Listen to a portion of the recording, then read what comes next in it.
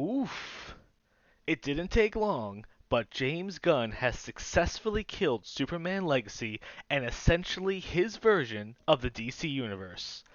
I'd like to read something I came across online, and I imagine we will be getting more clarity on this as we get closer to Superman's release dates.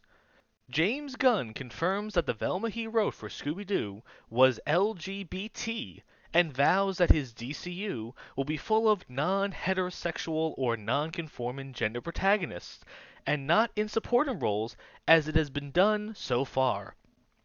He says the world should be ready for a Superman G or a Batman T, and promises that Superman Legacy there will be not one, but two community characters. James, I hope you enjoy the unemployment line. DC, I look forward to seeing who's going to buy your company from you. Let's take a look at some recent DC movies that came out. Black Adam flopped. Blue Beetle flopped.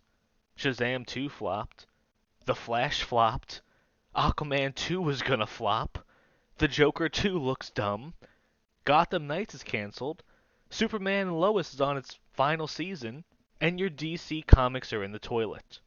And the Batman is the only thing to look forward to going forward.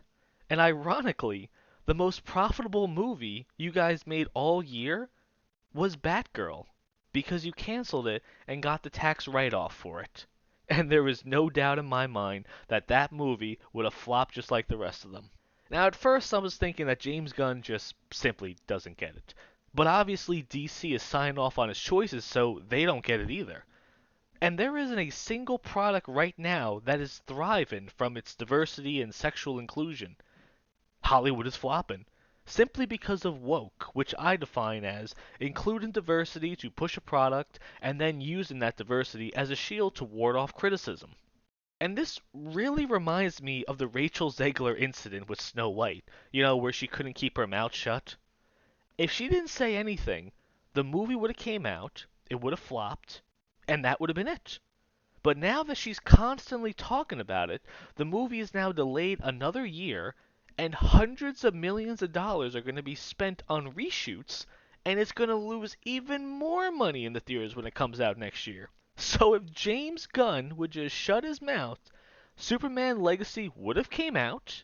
It probably would have flopped because obviously people would have been talking about all the inclusion in it, and then that would have been it. And now, because of what I found, and a surprising number of online quotes dating back from February of Gunn talking about his plan for DC going forward, we're going to have another year to talk about this.